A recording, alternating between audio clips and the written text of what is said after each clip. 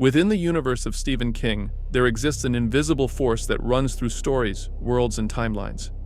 It does not always go by the same name nor manifest in the same way, but it is always present, connecting certain characters to something greater than themselves.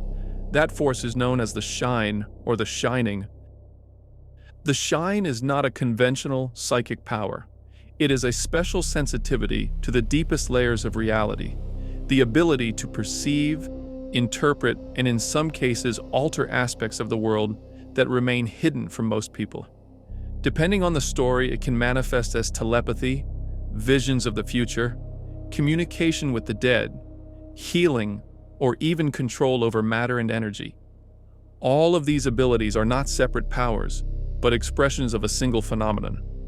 The term originates in the novel The Shining, where it describes the shared ability of Torrance and Dick Hallorann. However, as the rest of King's work is explored, it becomes clear that the Shine is not limited to the Overlook Hotel or to a single story. In the Dark Tower saga, for example, this same ability goes by other names, such as the Touch, and is known in certain worlds, although only a few manage to develop it fully. It is important to understand that the Shine does not function like magic or learned abilities. It is not studied or trained. Characters who possess it are born with it or awaken it after extreme traumatic experiences. In many cases, trauma acts as a trigger, breaking the mental barriers that had kept that sensitivity suppressed. On a cosmic level, the Shine is tied to the structure of King's multiverse. The novel suggests that this ability connects certain individuals to greater forces that regulate reality. Among them is Gan, the entity that created the Dark Tower and serves as the guarantor of balance between worlds. The Shine can be understood as a fragmented spark of that primordial force, incarnated in human beings. However, the Shine does not distinguish between good and evil. It can be used to heal or destroy, to protect or to dominate. Everything depends on the bearer, their personal history, and the decisions they make. Some become guides or protectors, others become weapons, predators, or victims of their own power. Another key aspect is that the Shine does not manifest uniformly. It adapts to the psyche of the person who carries it. In empathetic or introspective people, it often expresses itself as intuition, telepathy, or healing. In individuals marked by conflict, abuse, or anger, it can emerge as psychic violence or physical destruction. Inheritance also plays an important role, as the Shine tends to skip generations, appearing more strongly in grandchildren or great-grandchildren, suggesting that it is not a simple genetic trait, but a latent predisposition. Finally, the Shine should be understood as a connection, not as a power. Its users do not control the cosmos. They barely manage to touch a small part of it. Even the most powerful remain fragile in the face of greater forces. Seeing too much, feeling too much, or interfering too much comes at a price, because the human mind is not designed to sustain a complete vision of destiny, which King refers to as Ka. For this reason, although its manifestations do not follow a simple power scale, it is possible to analyze its bearers according to the real scope of their abilities, beginning with those whose connection to the Shine is limited or passive, and ending with those who represent a real threat to the balance of reality itself. Alright, before we move on, there's something I'd like to talk to you about. It's a game that fits perfectly with what we're talking about today. In The Shining, the power isn't about brute force in most cases, it's about perception, seeing what others can't. And that's exactly why this game caught my attention in the first place. Right now, Raid Shadow Legends just dropped one of its most insane and limited time crossovers ever with Assassin's Creed, and the cinematic alone is worth watching. The CG looks like something straight out of a console trailer, with sharp visuals, heavy atmosphere, and that unmistakable Assassin's Creed vibe. Moreover, 5 iconic assassins are joining Raid as legendary champions for a limited time. The first one is Ezio Auditore, who is my favorite. There are also Edward Kenway, Bayek, Basim, and Cassandra, who is also the first champion from Raid's brand new faction, the Argonauts, with more coming soon. And here's the part you don't want to miss. All players can get legendary Ezio completely free just by logging into the game for 7 days starting January 8th. Log in for another 7 days after that, and you'll get gear specifically meant to bring him online fast. There's also a limited-time event dungeon where you face Pontiff Augustin, a fanatic wielding a piece of Eden. Beating him earns exclusive chronophage gear, plus other high-value sets. And if you manage to unlock all 6 champions during the event, you'll receive a special exclusive bonus reward on top of everything else. Personally, what keeps me coming back to Raid is the depth. The PvE content is massive, the champion designs are genuinely AAA, and the fact that I can jump between PC and mobile without losing progress is huge. It actually rewards patience and planning, which fittingly feels very on theme today. So if you haven't started playing yet, this is the best moment. Use my link in the description or scan my QR code to get bonuses you won't get anywhere else. You'll instantly unlock a free legendary champion, which is Narma the Return. Reach level 15 to get the epic Mausoleum Mage. Log in for 7 days to get legendary Ezio from Assassin's Creed for free, and new players can choose 1 out of 6 promo codes for another free legendary champion. I personally recommend Ultimate Death Knight with the promo code UDKing because he's an incredible early game tank. But you can pick anyone you like. But only 1 promo code can be redeemed. That's 3 legendary champions and 1 epic, just for starting through my link. If you go straight to the App Store or use any other link, you won't get them. Alright, back to The Shining. One of the clearest examples is Johnny Smith, the protagonist of The Dead Zone. Johnny was not born with a conscious mastery of the Shine. His ability is activated after a car accident that leaves him in a coma for half a decade. Here, brain damage acts as the trigger, awakening a very specific form of the Shine, in his case, precognitive psychometry. That is, when he touches people or objects that belong to them, Johnny receives fragmented visions of their past, present, and future. Although his power does not allow him to directly alter future reality, it does allow him to anticipate catastrophic events such as murders or disasters. On several occasions, he uses this ability to help the police, solving crimes that would be impossible through conventional means. Another case of limited but constant shine is that of the protagonist of Bag of Bones. Mike Noonan does not possess telepathy or visions of the future, but he does have a capacity for mediumship. He can see, hear, and interact with ghosts, both benevolent and hostile. His power is activated after the death of his wife, a deep emotional trauma that breaks his ordinary perception of reality. Through the Shine, Mike receives help from spirits to confront the vengeful entity of Saratidwa.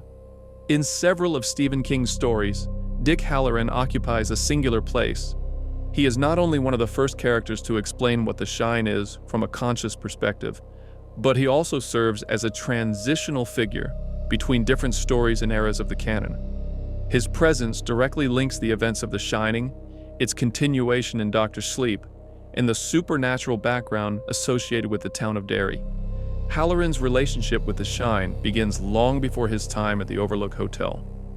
During his childhood, marked by traumatic experiences and by his life in Derry, Dick already showed an unusual psychic sensitivity. Unlike other users who discover their gift abruptly or later in life, he received early guidance from his grandmother, who possessed the same ability and was the first to identify it, name it, and channel it. Thanks to her, Hallorann understood that his perception was not a product of fear or imagination, but a hereditary faculty.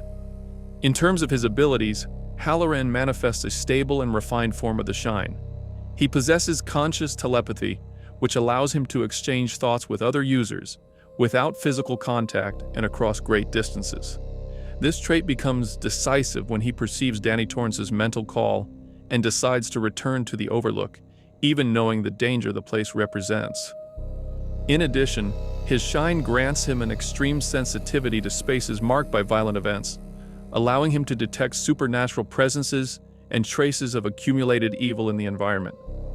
To protect his mind, Dick learned and developed from his grandmother an advanced psychic technique known as mental compartmentalization, commonly represented as mental boxes.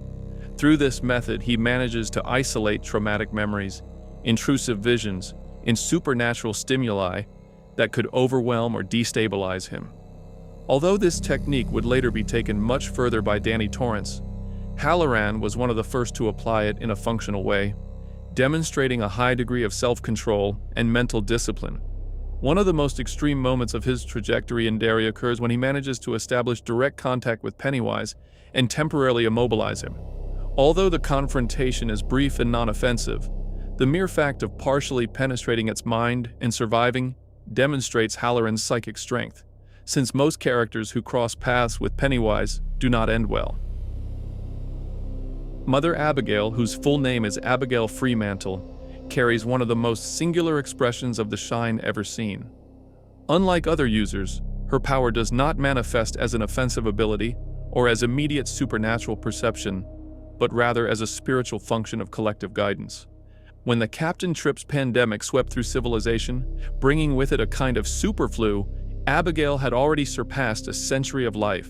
Her advanced age is not a coincidence, but a direct consequence of her power, which grants her extraordinary resistance to disease. Although her body ages and suffers the natural wear of the years, her mind remains lucid and her health stable in a world where almost everyone has died. This longevity does not make her immortal, but it does make her a particularly long-lived and resilient person.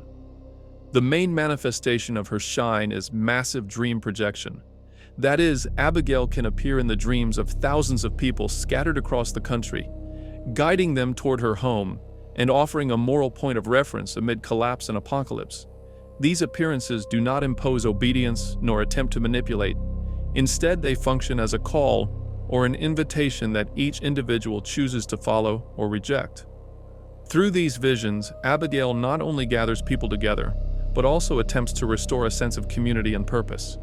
In addition, she possesses prophetic ability, receiving fragmented images of the future and warnings about threats that place humanity at greater risk, especially the figure of Randall Flagg. These visions do not grant her control over events, but they do provide the clarity needed to recognize which forces represent balance and which embody destruction. Within the canon, King defines her as a moral compass, someone capable of intuitively distinguishing the correct path even when the world has lost all ethical structure. From her own perspective, Abigail attributes her gift to the will of the Christian God and lives her shine as a religious mission. However, from the broader cosmological framework of King's multiverse, it is evident that her visions in her role align with the influence of Gan. John Coffey is one of the most tragic and moving figures in all of King's films. His story, told in The Green Mile, does not revolve around supernatural horror as is customary in this universe, but around human injustice and the unbearable weight of a gift that no one should have to carry alone. Sentenced to death for a crime he did not commit, John is an African-American man of imposing size and great physical strength. However, that appearance contrasts brutally with his true nature. John possesses an almost childlike innocence. He is shy, emotionally fragile, extremely sensitive, and deeply afraid of the dark. Far from being a threat, he is a person incapable of causing harm, trapped in a system that does not understand him. The shine in John Coffey manifests in a unique form of healing. Through physical contact, John can absorb illnesses, injuries, and even death itself, transferring that suffering into his own body.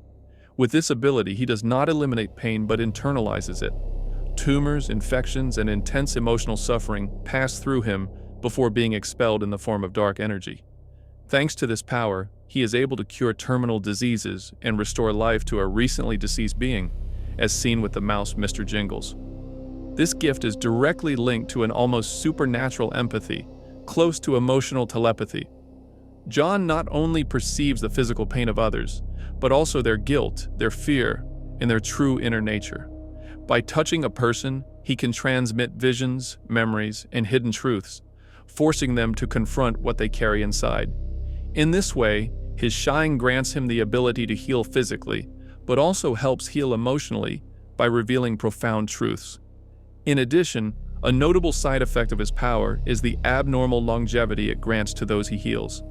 Those who receive his gift and live relatively just lives seem to retain a prolonged vitality, as if a part of John's shine remains attached to them. This detail reinforces the idea that his power not only heals, but transfers life. But the price of this ability is severe. Every act of healing increases the emotional and physical burden that John must endure. He feels the suffering of the world as his own, without filters or mental defenses. His famous phrase, "I'm tired," is not a complaint, but a confession of his harsh existence. John is not tired of living, but of feeling too much and absorbing pain that never ceases. Danny Torrance carries the most complete and complex arc of the Shine within Stephen King's universe. His story is a painful evolution, marked by trauma, loss, and the constant struggle against the legacy of his father, Jack Torrance. From childhood, Danny shows extraordinary psychic sensitivity, and the Overlook Hotel not only awakens his shine, but exposes him to a supernatural violence for which no child is prepared. Unlike other users, Danny did not initially learn to use his gift consciously. It nearly killed him.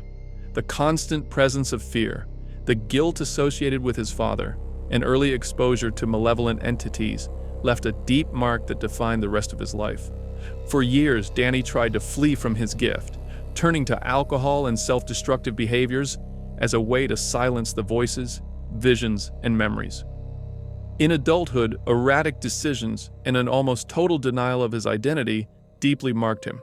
However, unlike his father, Danny managed to break the cycle, and over time, learned to accept who he was and to understand that the shine was not something he could get rid of. This process of maturity led him to perfect one of the most interesting psychic techniques, the mental boxes or lock boxes. While other users employ them as simple defensive compartments, Danny transformed them into complex and active structures capable of containing, isolating, and neutralizing extremely dangerous entities. This evolution allowed him to become what other characters begin to call Dr. Sleep, a silent protector who uses his shine to alleviate the suffering of others. As for his abilities, Danny possesses long-range telepathy, perception of past and future events, astral projection, and an exceptional capacity to interact with other psychic consciousnesses.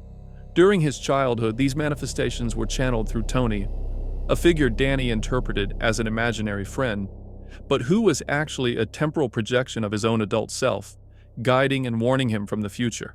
This detail reinforces the idea that the shine is not limited by linear time. The moment that defines Danny's absolute mastery over his gift occurs when he demonstrates that he has imprisoned, one by one, the malevolent entities of the Overlook Hotel within his own mental boxes, using them as a weapon against Rose, another user of the shine who had become a kind of psychic vampire. Carrie White is one of the most extreme examples of how the shine can transform into a destructive force when it is born and raised in an environment of abuse. Her story is not only about her supernatural powers, but about the prolonged accumulation of emotional violence and the repression of her femininity. This is because from childhood, Carrie lived isolated and humiliated. At school, she was the constant victim of mockery and aggression, while at home she suffered the absolute control of her mother, Margaret White, a religious fanatic who interprets any expression of femininity, desire, or autonomy as a manifestation of sin. This upbringing based on fear and guilt prevents Carrie from understanding her own body and leaves her completely defenseless in the face of the physiological and psychological changes that come with adolescence. Although her power was already present from a very early age, it remains repressed until she experiences situations that push her to the limit. In the novel, it is revealed that, while still a child, Carrie manifests a form of geokinesis for the first time when her mother attempts to strangle her, nearly to death. In that moment, instinctively, she causes a rain of rocks. Additionally, at the end of the 2013 film, we can also see this when she causes the destruction of her house with the same rain of rocks. Events that demonstrate that Carrie has and can harbor more abilities. However, her primary manifestation is telekinesis, which allows her to move objects with precision or channel it with devastating destructive force, capable of overturning vehicles, collapsing buildings, and bringing total chaos around her. Alongside this, she develops a secondary form of indirect pyrokinesis, since she does not literally create fire, but rather accelerates the molecular vibration of flammable materials, causing almost spontaneous combustion. In addition, Carrie shows advanced spatial perception, which allows her to detect the presence and location of people even outside her field of vision, including being able to see if a woman is pregnant. This eliminates any possibility of a surprise attack and makes her practically impossible to ambush during her outbursts of rage. One such event occurs during the public humiliation she suffered at the school prom. From that point on, her shine is unleashed without restraint. Because of this, Carrie not only destroys her school, but continues advancing through the town, causing explosions, fires, massive power failures, and the collapse of entire streets. In the novel, it is suggested that the number of victims far exceeds 100 people, making her episode one of the deadliest outbursts of power to date. Rose the Hat represents a clear turning point in what shine users represent, since she is one of the first clear cases in which this ability is not only used to survive or understand the world, but to prey upon it. Unlike other bearers who are marked by tragedy, trauma, or simple confusion, Rose is an antagonist fully conscious of her power in the decisions she makes with it. Her unnatural longevity, which spans centuries, is not due solely to the intensity of her shine, but to the way she learned to exploit it. Over time, she accumulated knowledge, techniques, and secrets that far surpass those of most users. Because of this, her true strength lies not only in the magnitude of her gift, but in the experience gained through generations of hunting, which makes her a highly legal strategist. On the other hand, Rose is the leader of the True Knot, a group or sect that appears to be a nomadic community of ordinary people, but who are actually a kind of psychic vampires, since these individuals feed on the shine of others, what they call steam, primarily targeting children because of the purity and potency of their energy. Although the process is not immediate, it is absolutely brutal, prolonging the suffering of their victims, because pain intensifies the shine before it is completely consumed.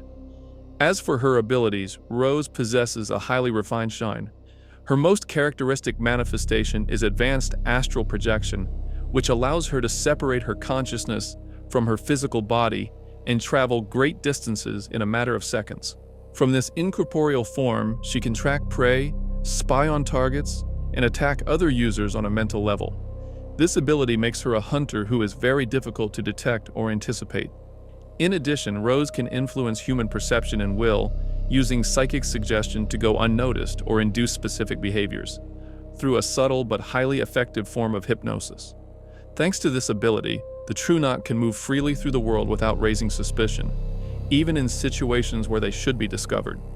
But what makes Rose truly dangerous is not that she is the most powerful user of the shine, but that she has turned power into a way of life.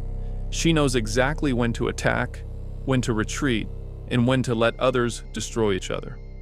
On more than one occasion, she manages to eliminate shine users stronger than herself, not through superior power, but through strategy, patience, and cold cruelty.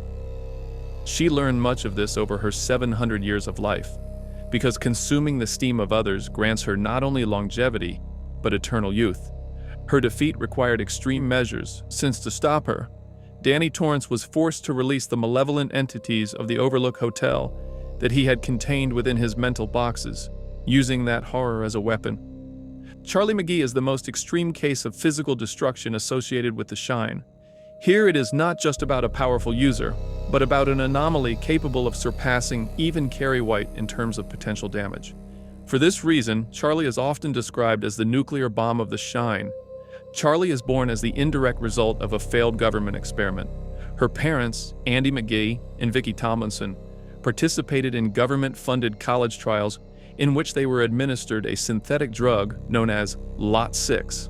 The goal was to explore the limits of human perception, but the result was a profound genetic alteration. Andy developed mental suggestion abilities and Vicki minor telekinesis. However, the true result of the experiment was not them, but their daughter. Contrary to the belief that Charlie is simply an artificial product, the canon makes it clear that the shine was already present in her from birth. The experiment did not create her power. It simply accelerated, amplified, and unleashed it. Charlie is in essence a hybrid between a natural shine user and an induced mutation, which explains why her power level is far above average. Her primary ability is pyrokinesis, although Charlie does not need external sources of fire or to heat combustible objects. She can generate flames from nothing, raise the temperature of objects at a distance, cause thermal explosions, and release heat waves equivalent to missile blasts. Her control reaches such precision that she is capable of vaporizing projectiles in midair or bringing down helicopters through directed columns of fire. In one of the most terrifying episodes of her story, she unleashes all her fury against a government facility, reducing the entire complex, with steel structures, vehicles, and armed personnel, to ashes. In addition to pyrokinesis, Charlie manifests telekinesis, clairvoyance, and precognitive perception, although these abilities are overshadowed by her mastery of fire. Unlike other Shine users, Charlie does not suffer immediate physical strain when using her power, which exponentially increases her dangerousness. In fact, within the story, it is mentioned that upon reaching adulthood, she could trigger an atmospheric chain reaction capable of consuming the planet's oxygen or even fracturing the Earth. This potential makes Charlie the top priority target of the shop, the secret agency responsible for the original experiment. To them, Charlie is not a person, but a living weapon. As a result, the constant pursuit, the murder of her mother, and the death of her father end up breaking any moral barrier the girl had regarding the use of her power. From that point on, Charlie decides that using the Shine is not an absolute evil, but a legitimate tool against greater threats. Abra Stone represents the highest point of the Shine in its purely psychic form, with a force capable of dominating, invading, and dismantling any mind that confronts it, human or otherwise. Her mere existence poses a direct threat to other Shine users, and to entities that operate on mental planes. Unlike most bearers, Abra's power does not awaken after a specific trauma. In her case, this power is fully active from birth. From her earliest years, she demonstrates abnormal psychic sensitivity, establishing telepathic contact with Torrance even before meeting him physically. This communication occurs over great distances, and with a clarity that surpasses that of any other known user. Her primary ability is extreme-level telepathy. Abra can not only read thoughts or transmit messages, but also penetrate complex mental structures, reorganize memories, block psychic defenses, and directly attack the consciousness of other users. While many bearers rely on mental structures, traps, or boxes to protect themselves, Abra is capable of deciphering and neutralizing them in a matter of seconds, even when they have been constructed by experienced psychics. This mental dominance is complemented by advanced telekinesis, which allows her to manipulate heavy objects with great precision, as well as alter her immediate environment with no visible effort. At a young age, she causes physical phenomena such as localized tremors, demonstrating that her mental power has direct repercussions on matter. However, unlike Carrie White, Abra maintains almost absolute control over these manifestations, avoiding indiscriminate destruction. Abra also possesses astral projection, an ability reserved only for the most powerful Shine users. Nevertheless, her case is exceptional, as she can project herself in an almost corporeal way, interacting with other astral travelers as if she were physically present. This ability unsettles even entities accustomed to moving outside the body, since Abra does not act as a visitor, but as a dominant presence.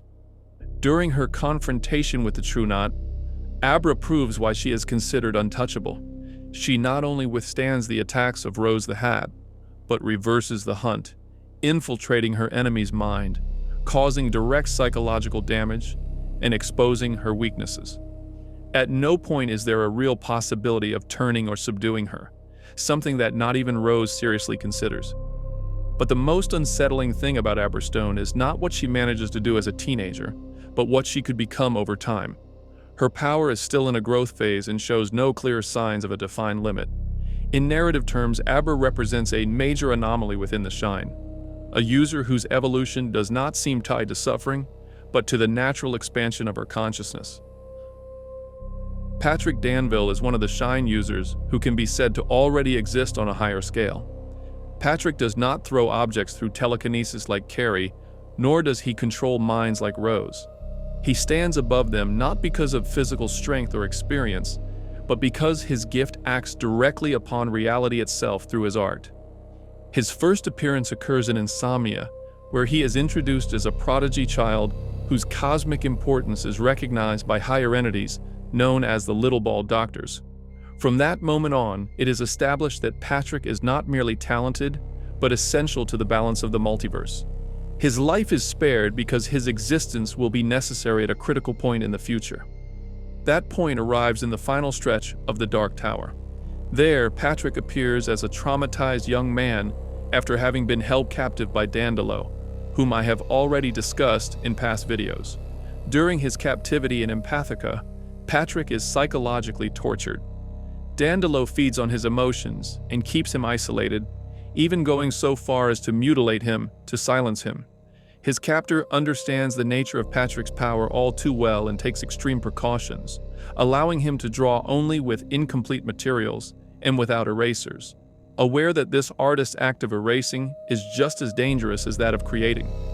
Patrick's shine manifests as pictorial reality. That is, anything he draws with sufficient precision can materialize or alter the existing world. Even more terrifying, whatever he removes from his drawings can be erased from reality. Additionally, this ability does not depend on rituals. It only requires concentration and drawing. After Danville's death, Roland the Gunslinger frees Patrick and brings him into the final stage of his journey toward the Dark Tower, this time making sure to provide him with intact erasers. From that point on, Patrick demonstrates the scope of his power by removing a wound from Susanna Dean's face, simply by erasing it from a drawing, creating a non-existent door known as the Unfound Door that was based on a dream, and allowing Susanna to leave that world forever. The climax of his story occurs when the Crimson King attacks from a balcony of the tower. Following Roland's instructions, Patrick draws the Crimson King, colors his eyes with an improvised mixture of rose petals and blood, and then erases the figure from the paper. The result is absolute. The Crimson King disappears from existence, and only his eyes remain, floating like remnants without body or power. Paradoxically, Patrick is also one of the most limited shine users as an individual. Trauma, torture, and the loss of speech reduce his autonomy and his full understanding of what he is capable of doing. This fragility is not a narrative error, but a structural necessity. A being fully conscious with that level of power would be incompatible with the continuity of reality. Patrick is, in many ways, deliberately contained by the story. At the end of his known story and before entering the tower, Roland sends him away, ordering him to gather supplies and seek help, aware that Patrick must not witness what comes next. His final fate remains unresolved, reinforcing the idea that his role was not to accompany the hero, but to correct the exact imbalance for which he was created. In King stories, measuring power solely in terms of destruction or spectacle leads to a somewhat incomplete reading. Characters like Patrick Danville, Charlie McGee, or Abra Stone represent clear extremes of the physical, mental, and metaphysical shine. However, there exists a different and much rarer category, one that does not answer the question, how much power does he have? But rather, what function does he serve within the order of the multiverse? That is where Jake Chambers appears. Jake is not important because he masters the shine better than anyone else, but because his existence is intertwined with the very architecture of reality. He is a boy from New York whose life ends abruptly and yet continues. He dies, returns, splits, and rewrites himself. From that point on, he ceases to be just a person and becomes a temporal anomaly, someone who belongs to more than one line of existence at the same time. While most shine users perceive fragments, emotions, thoughts, echoes of the past, or future probabilities, Jake perceives structure. His connection is not to the mind or to energy, but to the beams of the Dark Tower that prevent worlds from collapsing onto one another, more or less functioning like the cables of a suspension bridge. Because of this, Jake does not use the shine, but rather functions as a node within it, an indispensable node. This difference explains why cosmic threats like the Crimson King do not seek to eliminate the most destructive or brilliant users. Their attention is always directed toward Jake, not because he is the most dangerous in combat, but because he is the only one capable of altering the fundamental balance.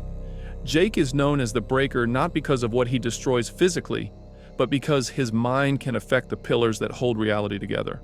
For this reason, Jake's power does not manifest as an explosion, but as a constant pressure on destiny.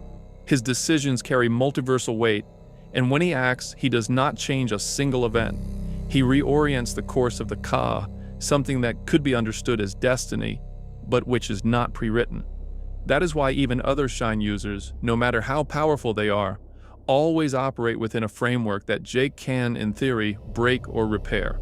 The definitive moment that confirms his position occurs when Jake understands something that no other character grasps with the same clarity: that the continuity of all worlds depends on the survival of the narrator himself. By sacrificing himself to save Stephen King, Jake does not demonstrate power, but a total understanding of the system in which he exists. His death is not heroic in the traditional sense, but a structural action necessary for the story, or in this case, all stories, to continue. For this reason, Jake Chambers does not occupy the top of the shine because of intensity, skill, or destructive power.